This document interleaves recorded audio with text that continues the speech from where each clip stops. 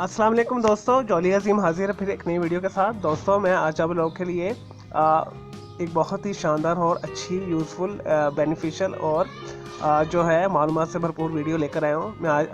मैं आपको आज बताऊँगा कि बेकिंग पाउडर और बेकिंग सोडा में क्या फ़र्क है और इसे किस तरह इस्तेमाल करना है, इसके साइड इफ़ेक्ट्स क्या हैं और इसे हम किन किन चीज़ों के लिए इस्तेमाल कर सकते हैं, बेकिंग के लिए, क्लीनिंग वगैरह के लिए, स्टेन रिमूवल वगैरह के लिए। तो ये मेरे पास ये बेकिंग पाउडर है, ठीक है। इसे मैंने थोड़ा सा आप लोग के लिए निकाला हुआ है, ये देखिए, ये पाउडर फॉर्म में। और साथ ही मैंने इधर बेकिंग सोडा भी रखा हुआ है, ये बेकिंग सोडा है।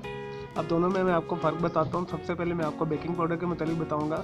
इसे मैंने इस वजह से इसे रखा हुआ है साइड में ताकि आपको पता लगे ये बेकिंग पाउडर है, क्योंकि ये ऑलमोस्ट दिखने में एक जैसा ही होता है। जो बेकिंग पाउडर है, ये बेकिंग पाउडर और ये बेकिंग सोडा है। बेकिंग जो है सोडा ये थोड़ा भुरभुरा होता है, और बेकिंग पाउडर जो है ये जैसे टेल्कम पाउडर होता है, ये पाउडर फॉर्म में होता है। तो मैं सबसे पहले आपको केमिकल कंपोजिशन बताऊंगा।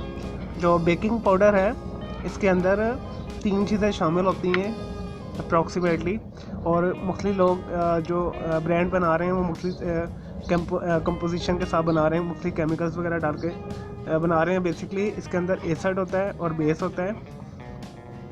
एसिड तेज़ाब को कहते हैं और बेस हमारी असास होती है।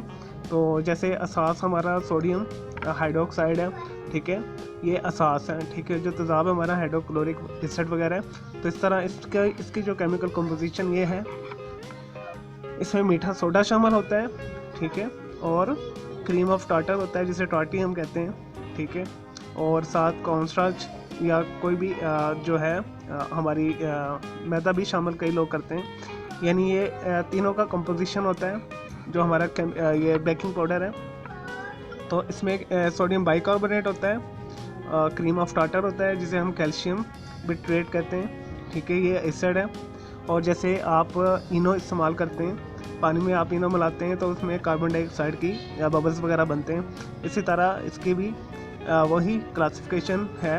यानी जब हम इसे पानी में मिलाएं या किसी भी जो है मैदा वगैरह में मिलाएंगे या आटे वगैरह में मिलाएंगे तो उसमें कार्बन डाइऑक्साइड बनती है। दोनों के रिएक्शन के साथ जो सोडियम बाइकार्बोनेट है और क्रीम ऑफ टार्टर है, और साथ में जो कॉर्नस्टार्च शामिल होता है इसमें, तो ये तीनों का कॉम्बिनेशन होता है।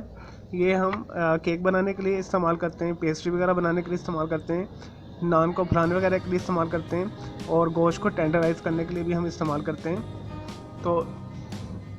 तो इससे हम स्टेन क्लीनर भी कर सकते हैं, ठीक है। कोई किसी भी दाग के ऊपर, मेटल के ऊपर स्पेशली, या प्लास्टिक या लकड़ी के ऊपर ये थोड़ा सा छिड़कें और गीले कपड़े के साथ से आप साफ़ कर लें, तो दांतों की सफाई भी ये बहुत अच्छे तरीके से करता है। यानी 1 वीक में आप 1 से 2 दफ़ा इसे यूज़ कर सकते हैं। सेम एज सोडा जो है बेकिंग सोडा भी ऐसे ही करता है।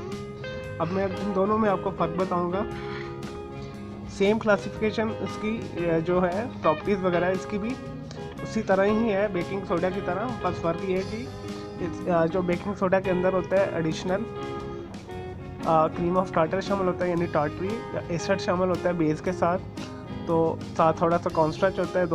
तीनों रिएक्शन के साथ कार्बन डाइऑक्साइड प्रोड्यूस करती है, बबल्स बनाती है और चीज़ों को फुलाने के लिए इस्तेमाल होती है।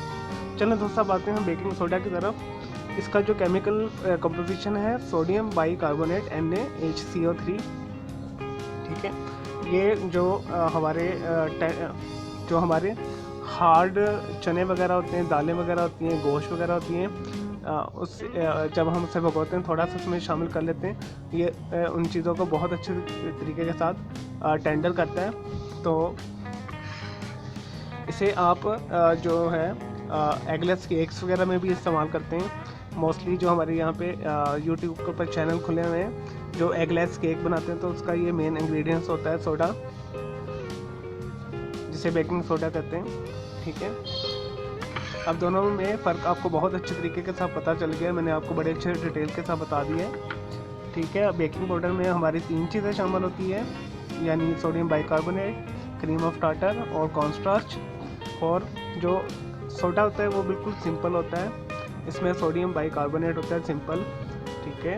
इसे हम असास कह सकते हैं, सिंपल असास, ठीक है, जिसे जो कहते हैं असास कहते हैं। और इसमें किसी किस्म का कोई एसिड शामिल नहीं होता। ये चीज़ों को टेंडराइज करता है और इसका जो टेस्ट है ज़्यादा कड़वा होता है जो बेकिंग सोडा है एज कंपेयर इसके साथ जो हमारा बेकिंग पाउडर है। तो चलिए दोस्तों, मैं उम्मीद करता हूँ आपको बड़े अच्छे तरीके के साथ इसका फ़र्क पता चल गया होगा और मैं इसके जाते हुए आपको साइड इफ़ेक्ट्स भी बता देता हूँ। तो इसे आप मॉडरेट जो है स्पेशली जो हमारा खालिद सोडा होता है बेकिंग सोडा, इसे एहतियात के साथ इस्तेमाल करें। ये बहुत हार्मलेस होता है, ठीक है। अगर आप धूप में से रखा छोड़ेंगे तो ये सोडियम कार्बोनेट में कन्वर्ट हो जाता है, जिसे हम धोबी सोडा भी कहते हैं, कपड़े धोने वाला भी सोडा कहते हैं। इस वजह से इसे हमेशा ठंडी और खुश्क जगह में रखें, ढक के रखें बेकिंग सोडा को। और सेम है इसी तरह भी यही जो हमारा बेकिंग पाउडर है इसे भी ढक कर रखें, तो ठंडी और खुश्क जगह पे रखें ताकि ये ख़राब ना हो, इसकी शेल्फ लाइफ बढ़ जाएगी, ठीक है। तो इसके अंदर जो हाइड्रोजन होती है वो वाइब्रेट नहीं होगी, उससे जो हमारा जो केक वगैरह है बहुत अच्छी तरीके के साथ खुलेगा, कार्बन डाइऑक्साइड बनाएगा उसके अंदर। तो मैं उम्मीद करता हूँ आपको मेरी ये वीडियो पसंद आई होगी। मेरे इस वीडियो को लाइक करें, कमेंट्स करें और शेयर कीजिएगा। मेरा दूसरा चैनल है ग्राफिक्स एंड आर्ट्स का कलर क्लाउड के नाम से, उसे भी आप सब्सक्राइब कर लें। मुझे इजाज़त दें। ओके जी, अल्लाह हाफिज़, टेक केयर।